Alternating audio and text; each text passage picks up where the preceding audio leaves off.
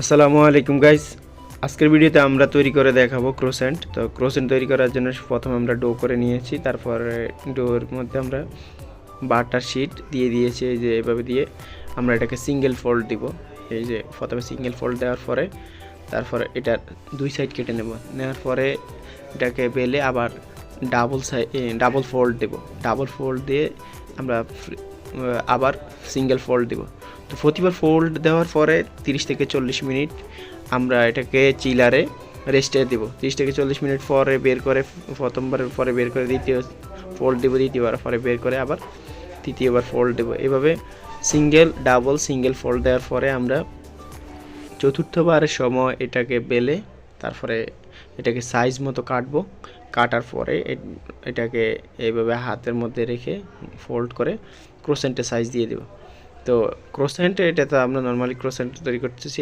এছাড়াও আপনি চাইলে চকলেট ক্রোসেন্ট তৈরি করতে পারেন। অনেক ডিজাইনের অনেকই ক্রোসেন্ট হয়। তাছাড়া আরেকটা হয় হচ্ছে ক্রোসেন্টে আপনি চাইলে ভিতরে কাস্টার্ড ক্রিম দিতে পারেন। আবার আপনি চাইলে সিনামন পাউডার দিতে পারেন। তো সিনামন ক্রোসেন্ট যেটাকে বলে, আপনি হালকা বাটার ব্রাশ করে যে সিনামন পাউডার উপরের লেয়ারে দিয়ে ওইটাকে দিয়ে দিবেন। এটা ভিতরে পড়ে যাবে, ভিতরে ফোল্ডের মধ্যে পড়ে যাবে।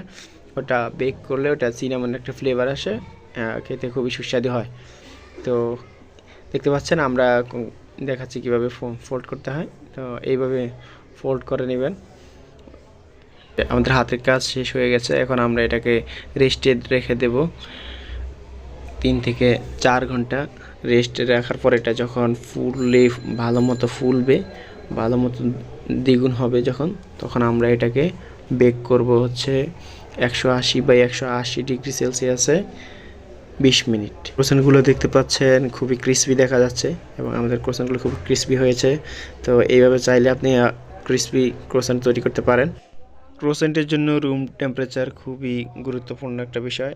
আমাদের রুম টেম্পারেচার হতে হবে 18 degree Celsius to 22 degree Celsius. এর কম বেশি হয়ে গেলে আপনার বাটার গলে যাবে এবং ক্রোসেন্ট ভালো হবে না।